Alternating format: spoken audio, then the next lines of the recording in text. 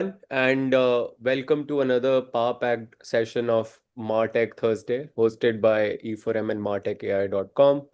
I am Brij Pava. I am your moderator and editorial lead for E4M and editorial head for MarTechAI.com. Um, we are at a pivotal moment. According to McKinsey, marketing is now the second most impacted and transformed function by AI, right after operations. From predictive segmentation to generative content, it's really reshaping how we have traditionally looked at marketing. Marketers earlier used to have skills, um, um, uh, skills, and they would actually come up and say we are good at psychoanalysis. Today, marketers are needed to be good at AI, to be good at automation, to be good at seeing what intelligence is all about. So today's session is titled Inside the Funnel, How AI is Reshaping Marketing as we know it. It is reshaping. I mean, there is no doubt about it. Um, a couple of stories we did was 80% CMOs say that, you know, in every functional task they do, there is an element of AI which has now gotten involved. And it has not just gotten involved, of course, on the end of the brand, it has mainly transformed the end of the user.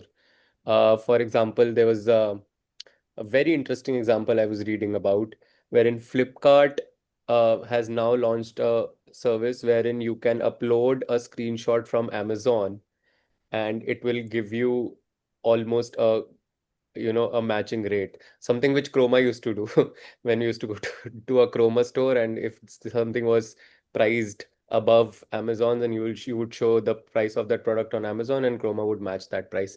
So amazing use case applications are happening.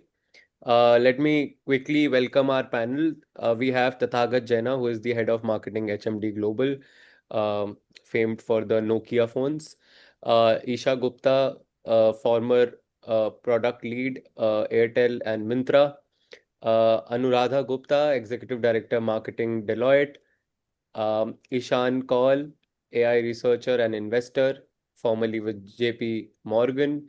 Vikas Nair, VP and head of marketing, Century Real Estate. Thank you everybody for joining us.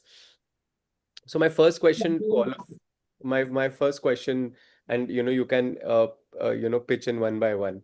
So if we had to strip it down to just one area in marketing where AI has made the biggest impact, where would it be? Would it be awareness, attribution, omni-channel, personalization, content?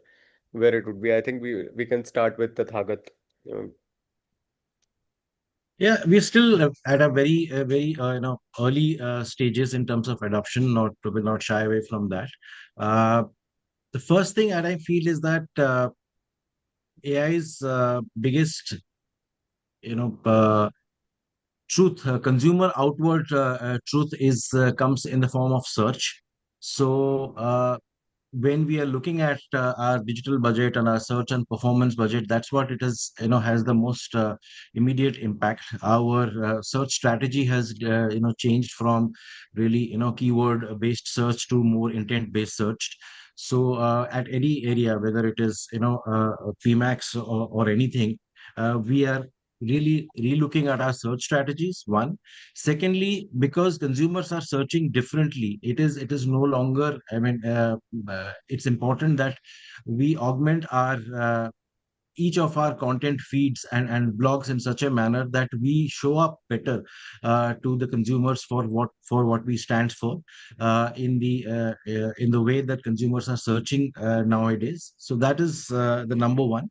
Number two is that bec- because we are a pan India brand, and our retail points are far and wide. At times, our research that we want to do, it is not we are not a leading brand that we will be doing the research in terms of only Tom scores and how we are lagging behind competitions. We really want to understand what goes behind the retailer and the consumer track point. So what we also are doing right now, and the researches are never really always a commissioned research once done large scale. It is a series of researches which keep on happening every week, every month. So we are trying to capture those audio bites of those interactions and trying to form a summary out of that, that what is really happening in the market, to get a better understanding of the market. These are the two, at a very basic level, is what we are using AI for. And like everybody else, we are keen to show how it really shapes up. Anuradha ji, from a from a consultant's point of view, I'd put in the same question. You would be interacting with a lot of brands. You have that, multifaceted view. Where do you think brands are using right now in terms of AI's application in marketing the most? So I'll put it on in two different ways. I think, B2B and B2C are using it a little differently. As a professional services marketing team, obviously our GTM sales cycle is a lot different. And Deloitte personally, we are, regulated business, so we cannot advertise, right? So we are really focusing on how do we get to market faster, whether it's in terms of our content, our multimedia, because our volumes are going up exponentially. So that is where we are using it a lot more. So whether it's content, multimedia, and since we cannot advertise, we have our key client segments there, right? So how are we personalizing our content better, right? So those are the areas that we see, maximum change internally at Deloitte, right? And for B2C, I think, AI is nothing but a boom, because again, over there, it's no longer funnel, right? We're talking about a funnel, but it's like you have to meet your customer everywhere, and that can happen across platforms, etc. And that AI enables you to do that, right? So that's where I see a big shift. Yeah, I see. The metaphor parable which comes into my mind is AI is like a waterfall, and Yeah. as with different streams, operations can go fill their mug, marketing can go fill their mug. Ishan, you are an AI researcher. You must be tracking a lot of companies. You have worked in one of the biggest global brands. How do you see AI evolve in the marketing funnel? First of all, thank you so much, Bridge. I think Tathagat and Anuradha had some excellent insights in the way they look at the evolution of AI. I'd just like to simplify the entire lens a little bit because, again, there are multiple, as you peel the onions, there can be multiple nuances. Broadly, the biggest benefit that AI is going to have on sales and marketing is hyper personalization at scale, right? So if you take my example, 10 years back when I would walk into a Levi's showroom, I'd get very impressed because the salesman would say, sir, aapka weight ye hai, this is going to look good on you. He knew me, he knew when my birthday is, he knew the colors I wear. So that personalization was possible, but scale wasn't possible. So you could either do hyper personalization or you could do scale. Example of scale is you would see those Vico turmeric ads, but those same Vico turmeric ads would be blasted to 700 million people. There wasn't personalization whether Ishan needs a Vico turmeric or not. For the first time now in history, because AI can understand unstructured context, it can consume hordes of data. It knows what emails I read, it knows what my search history is, it knows the kind of colors I like. For the first time, you can do both of these, which is hyper personalization as well as do it for hundreds and millions of people at very reduced cost. So I think that's the key summary of where I see the maximum benefit coming from AI. Hyper personalization. I think this point I'll reiterate, and I've spoken it past in various forums. A lot of people today are using AI under the garb of automation. So they're not really using the intelligence prescription of it. And we can delve more into it. Vikas, over to you. Yeah, I think AI has had a impact across touch points, so to say. But then I think the most transformative, I think, has been on the content side. I think it's truly kind of democratized content generation. So even within the team, I think today we don't, necessarily need a copywriter for something, for like a social media post, for example. It can be generated through one of these things. It's brought a lot of efficiency, I would say. I think it saves a lot of time. What used to take maybe weeks has now kind of reduced to a couple of hours probably. And it's not just, I think the impact has not just been on the content as such, but also the process of generating that content, which is about strategizing, which is about researching some insights, which is about probably even scripting, calendarizing. So I think AI has really kind of like, made a big difference there. And what used to take a team of people probably, I can manage with maybe one person who was working with AI to kind of put this out together and put it out a lot faster than what we were able to do let's say about 6 months back. And even in terms of performance, in terms of even testing whatever content you've prepared, let's say for performance ads, I mean, it usually was some kind of guesswork, some kind of some anecdotal evidence of this kind of creative has worked for this kind of audiences, etc. But I think that has now changed. There's a lot of insight. We can test it at scale. We can really figure out from data what is working, what is not working. So I think a big transformative impact on content creation, content generation. I think what Ishan was saying, hyper personalization. Again, the opportunity to kind of like, businesses to talk to individuals. I think that is entirely new. We've all heard of B2B, B2C. Now there's something called B2P. So that's really interesting. I think that's apart from content, I think there's been a significant impact on the performance side also. I mean, but I just feel it's been a little incremental in comparison to content generation. And like you were saying, I mean, it's a lot of automation is being tagged as intelligence. Probably on that front, but I feel even in terms of customer experience, I think it's had a good impact. In fact, on-demand lead servicing. So I represent a real estate brand, and real estate brands are notorious for cold calls and calling you probably through the day. But I think what has happened of late is also an opportunity for us to figure out what is the best media or medium for us to reach out to a customer, whether it is through a phone call or whether it is through a WhatsApp message or an email. What's the most preferred channel? What is the most preferred time where the customer is most likely to kind of respond or read?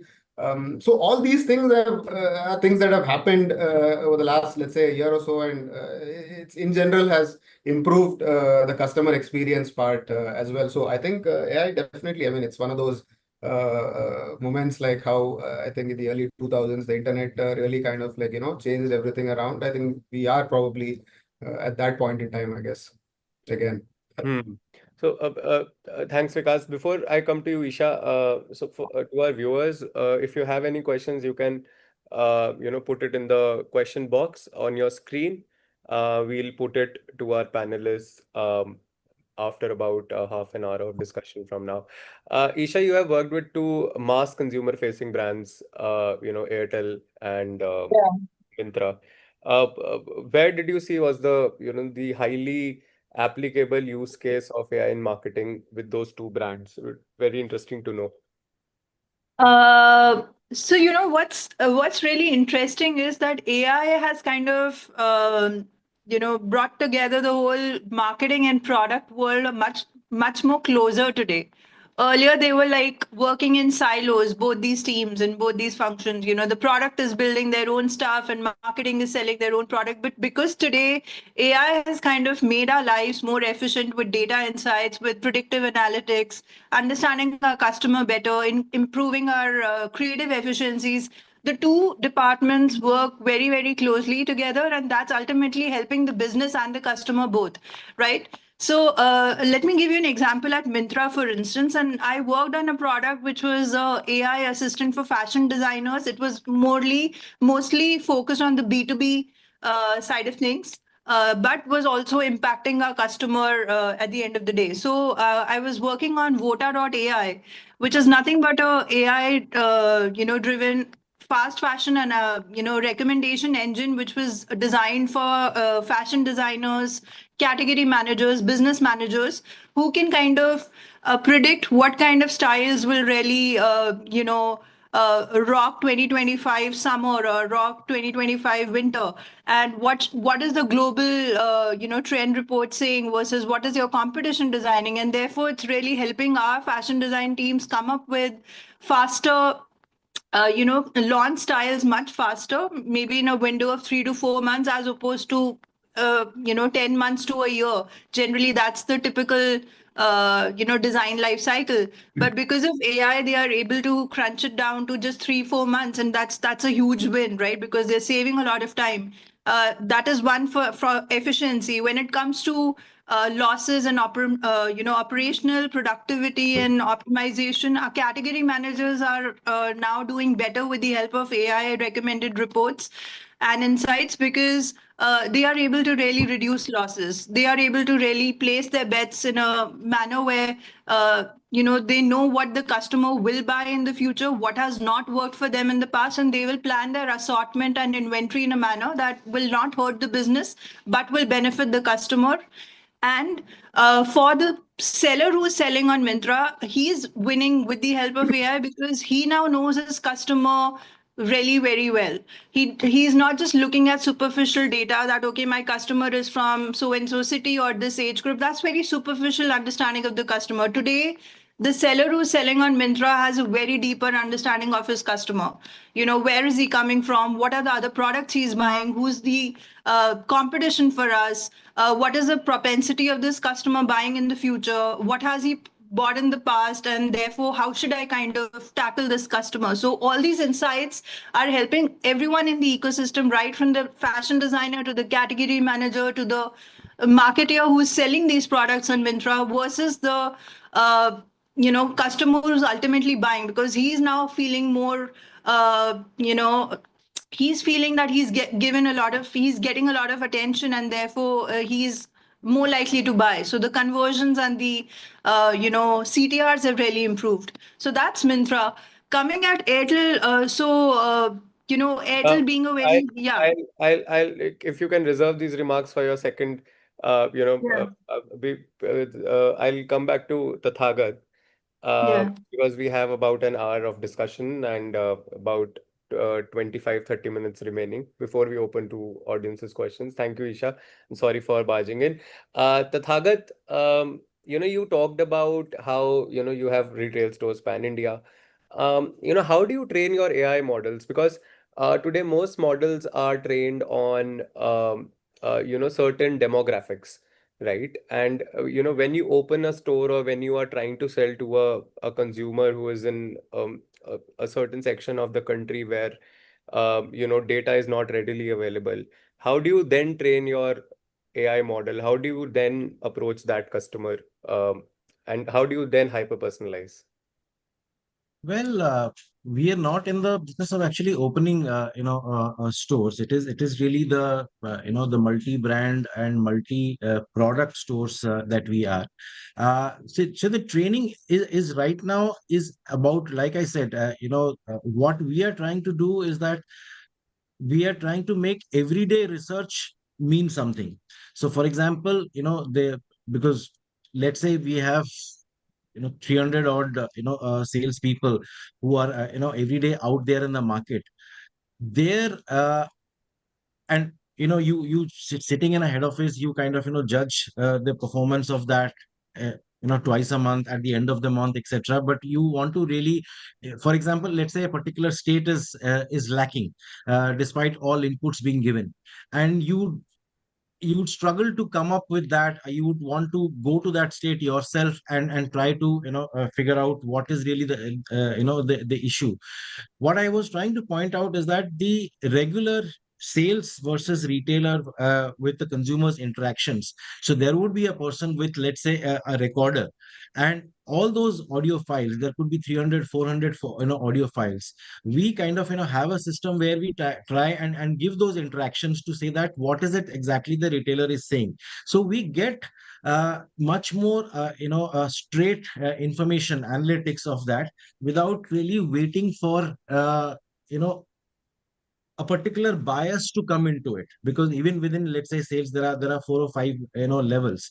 So if there is a problem, we would like it directly to hear from the horse's mouth, from the distributor or from the retailer. That is what we are trying to make the AI use for. I have another question which emanated from Ishan, but I'll reserve it and I will allow you to go with your flow first. No, no, This is regarding hyper personalization. you can. Very short question is that we have been all, and hyper personalization is really helping. But at the same time, we also deal a lot with Amazon, for our online sales, and they have been telling us that their model of this, I don't know the correct pronunciation, but Rufus is also helping them a lot in terms of buyers making better decisions on their site. As a marketer, I'm a little bit confounded by the fact that every big digital engine, whether it is Meta or Google or even Amazon, they're the three big daddies when it comes to the advertisers wallet. All that advertising does intrinsically is interception. And so therefore a certain product, a certain certain tile at let's say on an Amazon, etc., commands more of a premium than something which is down the funnel. So if that is how the advertising structure is taking place, and you are trying to interrupt a consumer who's could be probably looking for a different product, hyper personalization and let's say a shopping assistant, or a capable shopping assistant, which kind of makes it better for the consumers. But how do brands really tackle that conundrum in terms of I'm spending money as well, but I am you know the guy is not even considering me. That is really a I think that's a very pertinent question. Ishan, yeah. would you? Yes, directed to you. Yeah. I think again, there are multiple nuances to this. My take on this is, and again, I could be wrong. I think the way things are evolving right now, the way modern search engines are being built, and you have generative engine optimization. I think a lot of brands are now gonna potentially try and shift the discovery from traditional platforms like e-commerce, D2C brands towards more AI native originators like a Perplexity or a GPT. So as opposed to somebody keying in that I want to buy a jeans or a shirt like this or something like that, the modern AI tools, and now that these AI tools have come to the browser as well, right? I know Perplexity has just launched a new browser, so it knows everything that you've been doing, knows all of your emails. I believe that's where the on the brand side, because see, the larger marketplaces are always going to give priority to either their third party brands or people who pay them the maximum money in terms of advertising. So it's always a losing battle when you're pitted against the platforms. But that's where the AI native brands can reorganize themselves and think of some of these modern techniques, think of generative AI optimization to battle some of these incumbents and rank higher in terms of a user preference. That's my limited take on this.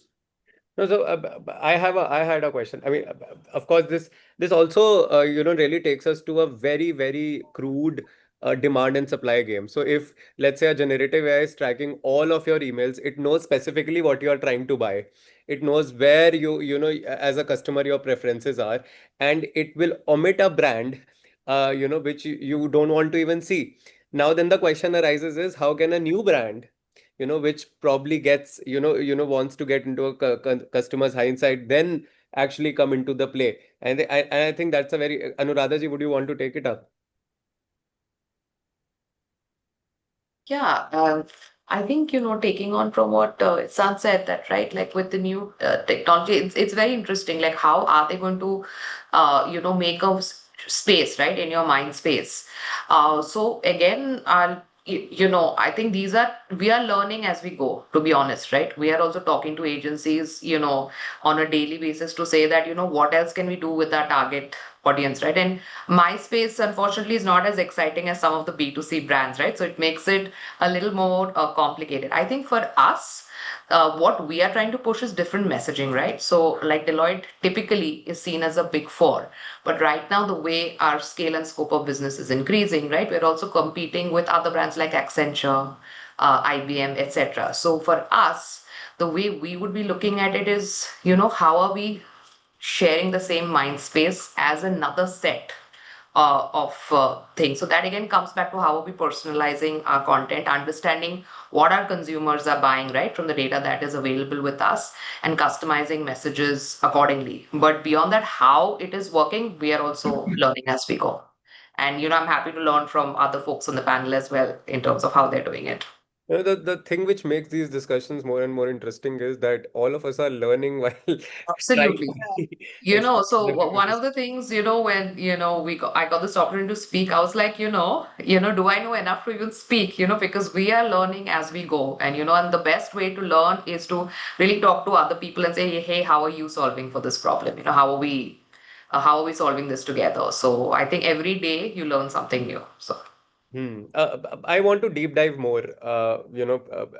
Vikas, you are in a sector which is, traditionally where the purchase cycles are long, offline touch points dominate, customer data is, That's good, yeah. fragmented, right? How do you then architect a marketing stack, for, a category like real estate?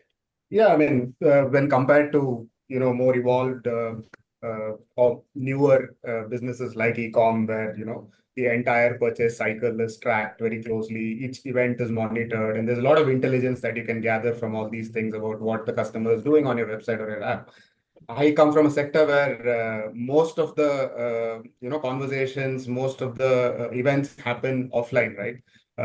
So somewhere all these things have to come and sit in a system. So we use CRM, we use Salesforce, where all the customer intelligence basically sits there. But of course, there's still a lot of dependencies on the people who are having these conversations, which could be the sales team or the CRM team or somebody from the pre-sales calling team, etc., for them to kind of put in this data into the CRM system. But having said that, we've started experimenting with I don't know if I should be calling them AI agents, but at least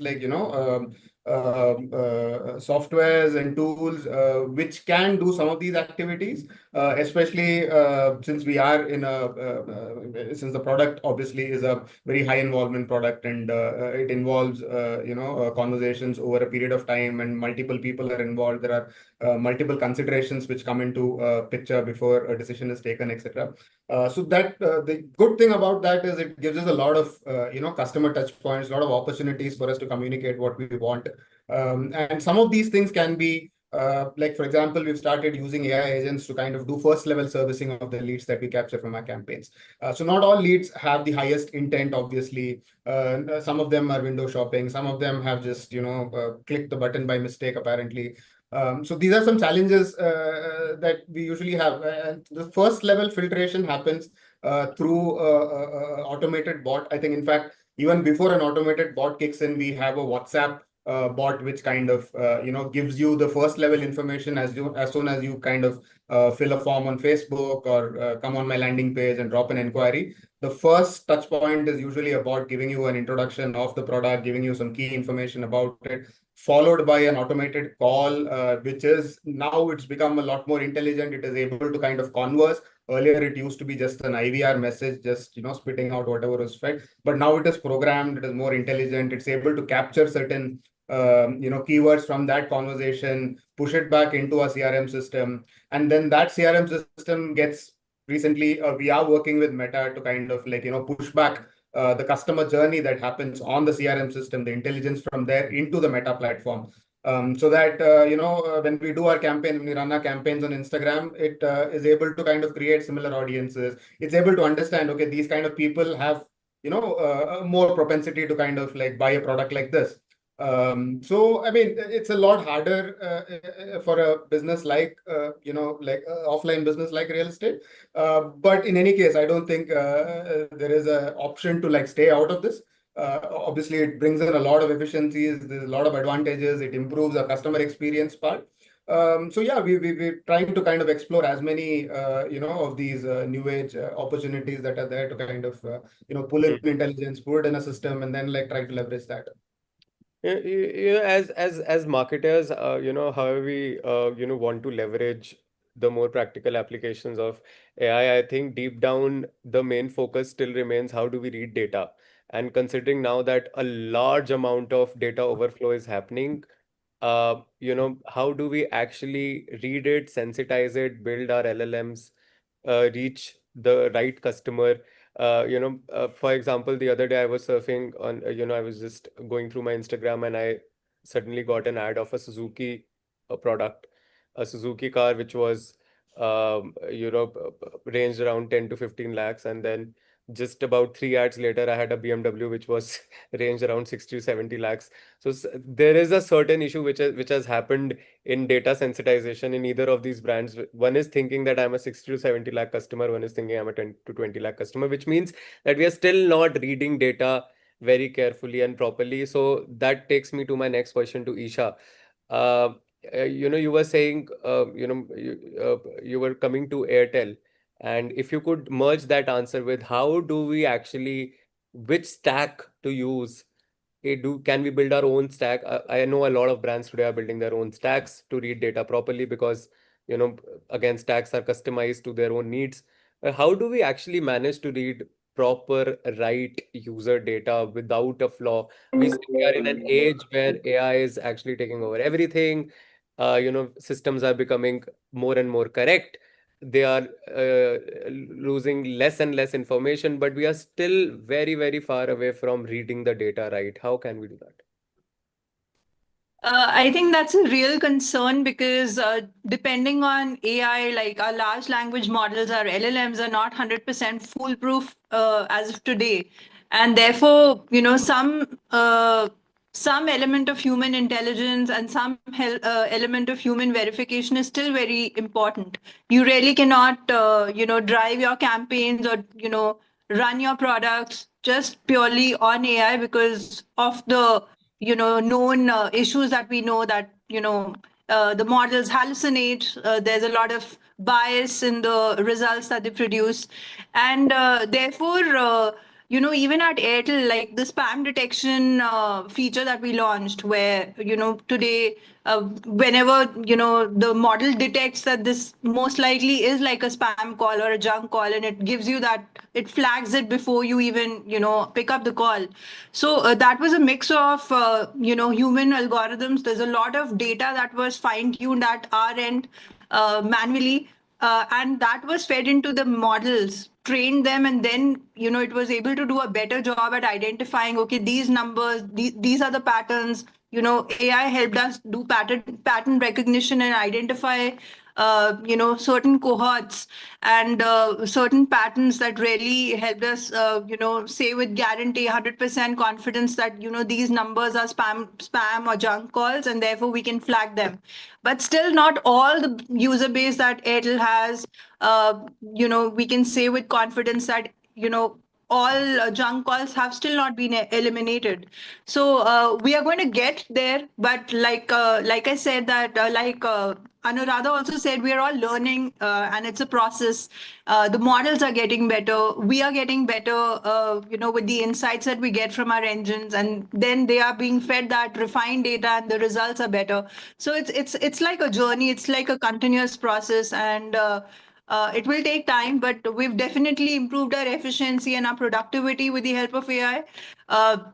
So it's no longer going to eliminate or take away our jobs. So that fear that it's going to kill creativity or it's going to take away marketing jobs or operations jobs, I think what will really happen is it will kind of reshuffle everything.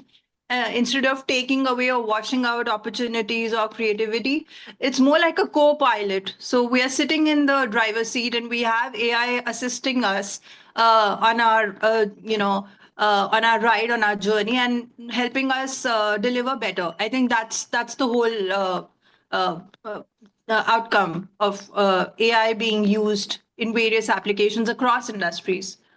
Hmm. Um, Tathagat, I'd come back to you. Is there an insight, considering you were dealing with a large amount of audience? Is there insight about users, audience that surprised you? Change the way you are marketing? Because I think the best way to learn is the practical application. I think we can keep talking about what is happening, what is, in terms of innovations, but in terms of practical application, is there a data set? Is there a data point which surprised you, which actually, you were going in a certain direction and then you had to completely change it?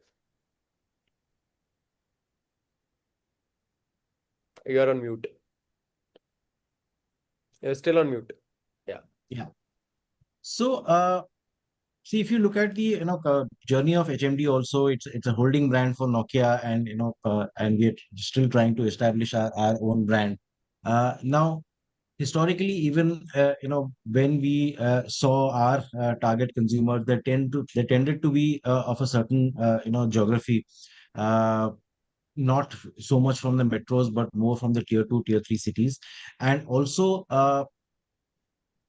from a more age profile was actually distinctively 35 plus, and we have gotten most of our successes, whether it is feature phones or smartphones, through that. When it comes to really a surprise, that I would not say that surprise, but then let's say somebody who is envisioning a particular brand, new. So even when our and that's this data, we kind of really push back a lot with our our global counterparts also, because everybody actually wants to launch a very young brand. Because everybody believes that 20 to 25 is where the audiences lie. But if there is a huge discrepancy between people who are already buying you and who you want to target, then you would actually not be winning in the short term. If you have a very long term strategy, you may win that. So therefore, we actually used these data points to try and say that, look, anybody who is buying HMD more or less need to be positively inclined towards Nokia. So even in our media choices, in our TG optimizations, etc., from about 12 to 15 months back to now, we have going again to the audiences which has got a largest propensity to buy us, which is the 30 plus audiences. That is what I would say, that data has repeatedly shown us. When it comes to surprise, maybe just one example that comes out, that when we recently launched the HMD Barbie, it was a phone which is basically a very niche product. It was more like a detox product. We were not really very sure about how it will feature in, but contrary to every other devices, almost 99% of our devices sold, the Barbie actually sold its maximum in Delhi, Bombay, and Bangalore. So in a way, I really wouldn't credit AI to. We were totally zapped that, okay, most of our consumers are from tier 2, tier 3 cities, but how come this kind of a product, 75% of our sales came from tier 1 cities? I would just sum it as that. Hmm. Interesting to note. Anupama had a question. Please go ahead. Yeah, I have a question for Anuradha. So recently, you all might have known that the IBM has opened its first agentic AI innovation center yesterday in Bangalore. So it is a strong move towards pushing hands-on AI adoption and enterprise settings. So how, in your experience with the clients at Deloitte, are Indian CMOs ready to restructure agentic AI models, or what is your take on it? So I think we frankly don't have a choice, right? Right. The whole role of the CMO is evolving, continues to evolve, right? And earlier it was more in the space of brand storytelling, how do you sort of bring out even for someone like Deloitte, right? Like, which Mhm. was sort of audit, tax, etc. It was all about, how do you create awareness through storytelling, clients, etc. But directionally now, and the role of the CMO is to move towards how are you really impacting, demand gen, sales, etc. So we are also exploring different tools and ways of saying, and whether it is client CMOs that we are speaking to, whether, it is ourselves as a unit. It's a matter of time that we figure out what we can do.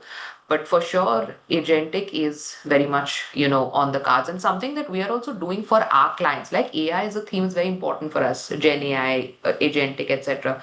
So we are also as one of our marketing teams, sort of breaking it down, you'll see we've just launched a series, on, we've called it AI Appreciation Week, etc. So for different target segments, including marketing, we're actually, driving those conversations aggressively. So it's really a matter of time. But everyone's also a little wary, right? What are the choices that you make? Everyone has to make strategic choices given that you have limited funds. So part of it will be exploring. There are also, when you're a brand as big as Deloitte, there are, constraints in terms of what you can build or build, in terms of getting on external stakeholders. So, it's a matter of time, but it's very much, I'd say it's a matter of time. Great. We'll open to the audience. We have two questions right now. Karan Mehta from Urban Piper. With generative AI everywhere, how do you ensure brand voice consistency across automated content? Um, Over to you, Ishan. I think the answer is simple, but yes, I'll go Yeah. to you first. Yeah, I think content, right? There are three parts to the entire content funnel, I would say. One is the content creation part. Second is the content optimization part, which is your SEO and stuff. And the third is the content distribution. I think the shortest part towards disaster is making sure it's an agentic AI with no human being who's doing it, right?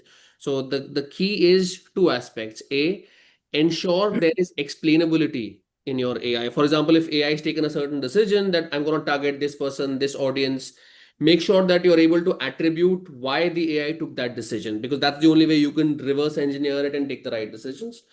And second, as I rightly said, the final send button has to be in the hands of a human being. It cannot be Yeah. in the hands of AI. So yeah.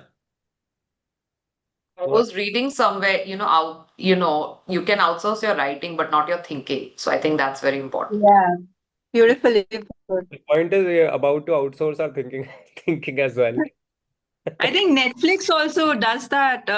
They use AI in auto-generating their thumbnails, but that decision still lies with the editor, the content team, right? Like AI is giving them suggestions basis consumers' past viewing history or the kind of genres they like or the kind of movies they watched and they are likely to watch. So the thumbnails every person watches sometimes is also personalized because they want to kind of understand the customer emotion better. They want to improve the CTRs for every customer differently.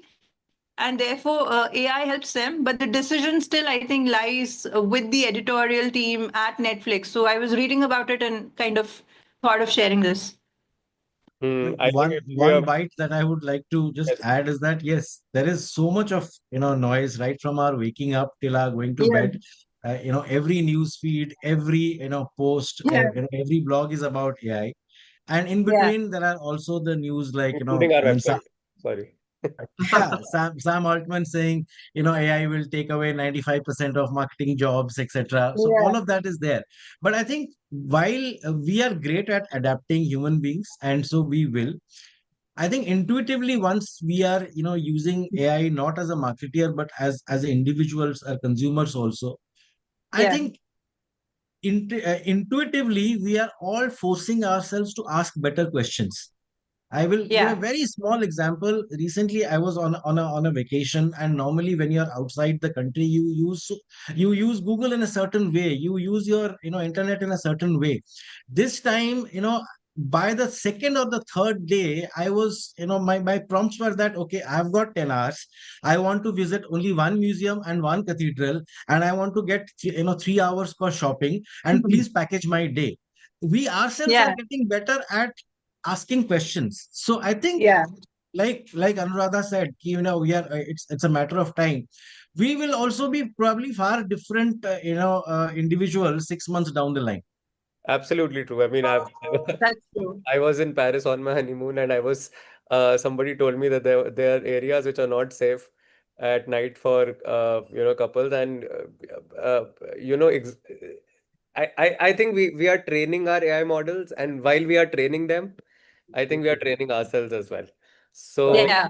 I think it'll be a symbiotic relationship of helping each other till the time when AI takes over and we are all just uh, So I think one key yes, skill set, I think one key skill set, I think is very relevant at the moment, at least when things are so fluid and everybody is claiming everything to be AI, is to spot what is not AI. Otherwise, I think you will Yeah. end up spending too much time on the wrong things. And there's every day I think there are like 10 agencies pitching some solution which has got some AI in it, and then you get tracked down that hole. And I think one key skill set is to really understand what kind of can serve your purpose and what you should not waste your time on. So everything is AI apparently. Yeah. Agree. One question I personally have in my mind is, a lot of consumers are wary about, how deep hyper personalization can take a brand into their lives. And we have laws in India, we have the DPDP Act, we have global laws, but marketers find their way. Where do we draw the line?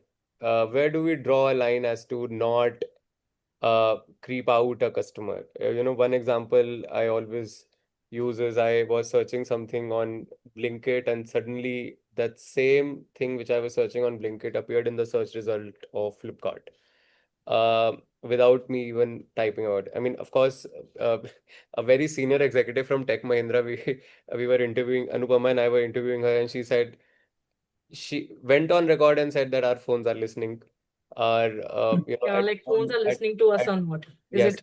at all the times, etc. So where do we draw the line to this movement of hyper personalization? I'll go to you, Ishan, first, and then to you, Anuradha ji. Yeah, yeah.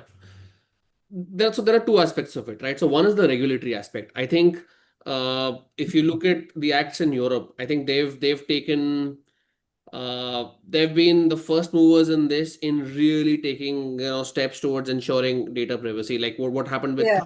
what happened with Denmark.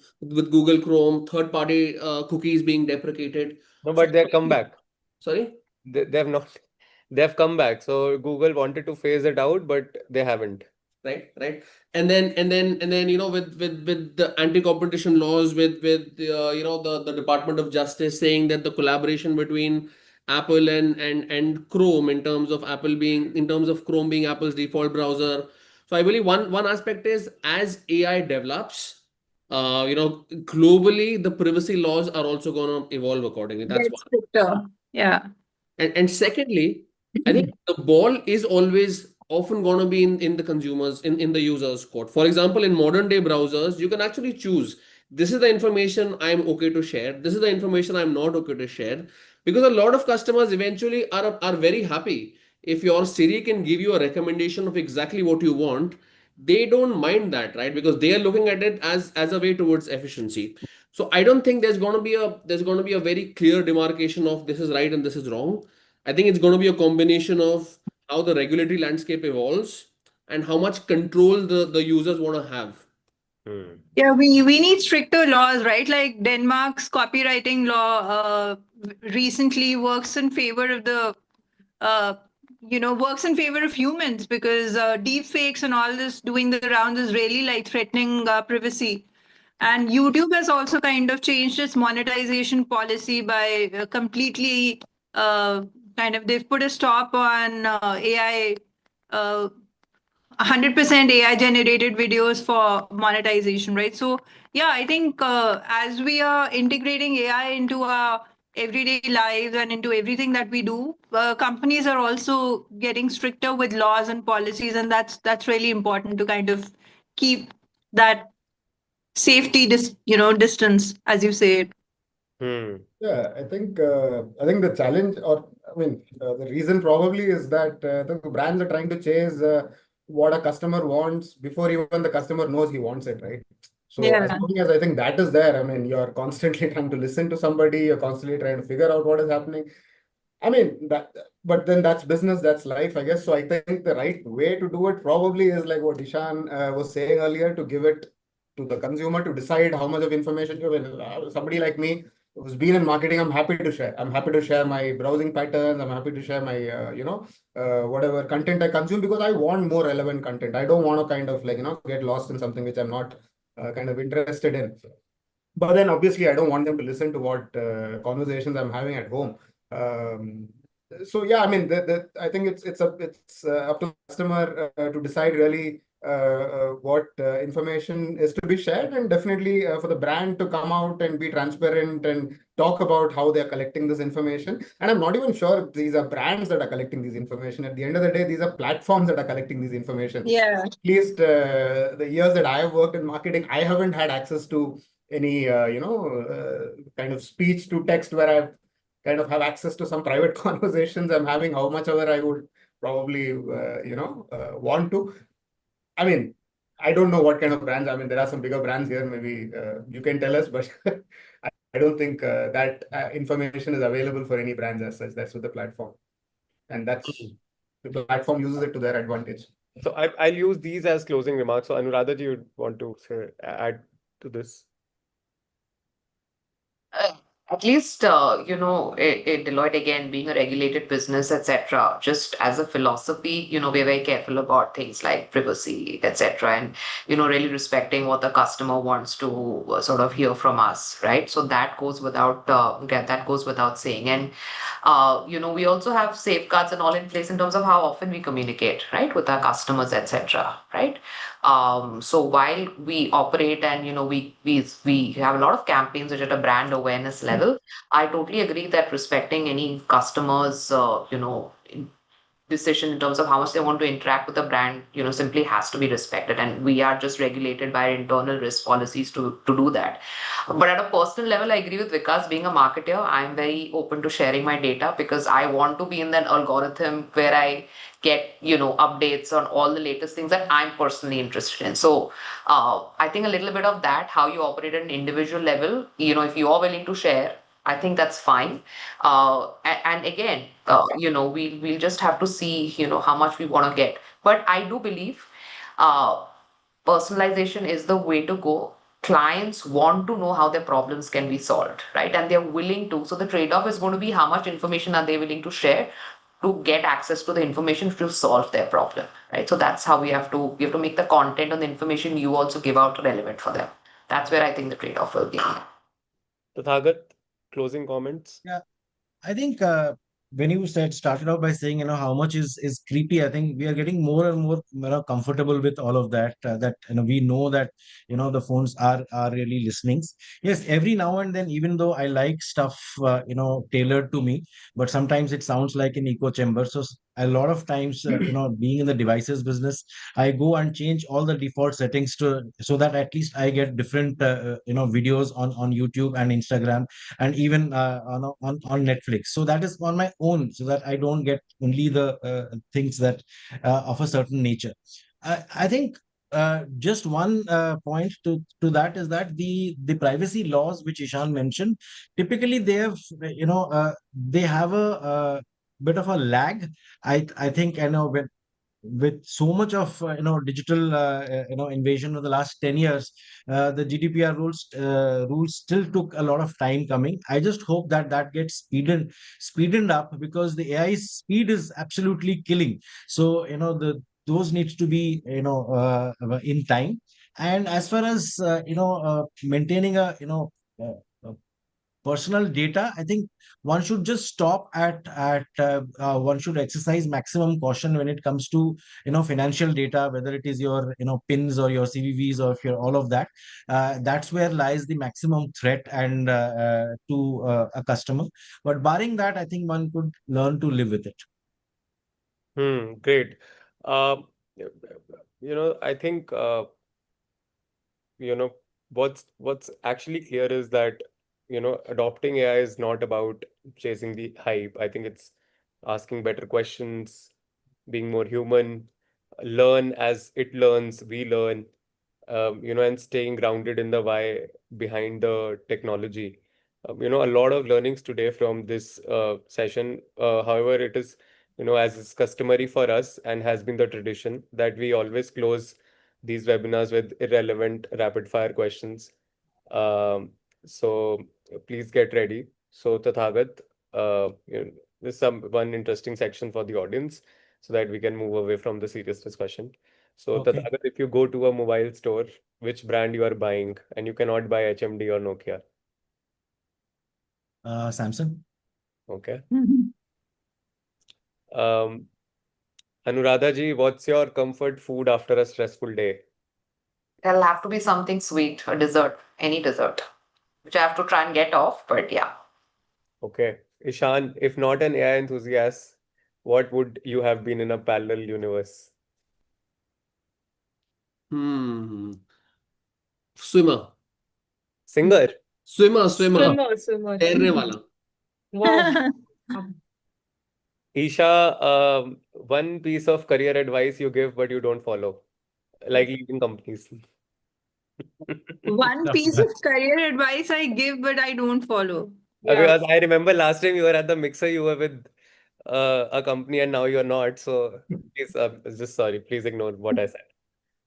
Um,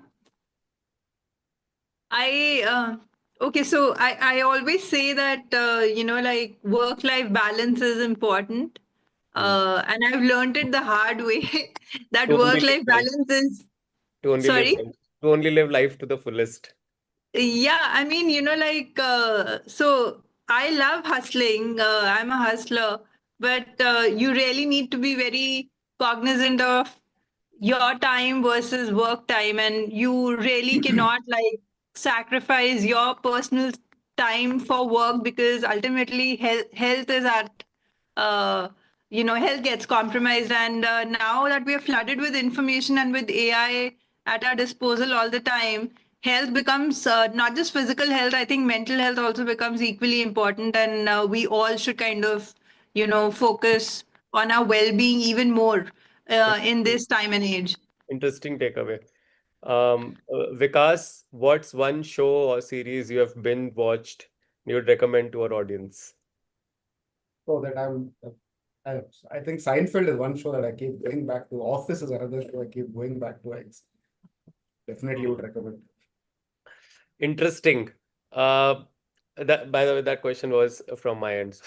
I am looking for a new series, but I watched both of those. So, That's uh, it. I heard there's a new series called Corporate. I just saw it. oh, Yeah. anyway, I think we can have another webinar on this, and I think that would be a total hit, where we just discussed OTT and web shows. To everyone who has joined us, thank you for being part of this conversation.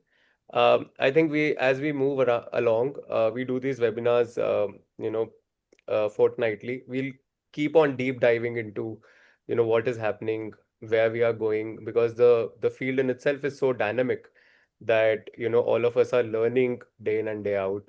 As Sathagat very rightly mentioned, OpenAI is coming up with their own browser. I think that will completely revolutionize how internet works, because they're already coming with so much of data, wherein Google Chrome had to garner data later using cookies, etc. OpenAI will already have a lot of information before they launch. So, I mean, I think that would be revolutionary here. So, to everyone who has joined us, thank you for being part of this conversation. I think if there's one last takeaway, is that AI won't replace marketers, but No. marketers who use AI just might. Yeah. Great. Stay curious, stay experimental. Thank you. We'll see you in another show of MarTech Thursday webinar. Bye bye. thanks everyone. Thanks, everyone. Thank Thank you you. so much, Thanks. Bridge, Thank Anupama, and everyone. Thank Thank you. you. Thanks. Bye bye. Thank you. Thank you so much for having me. Thank you.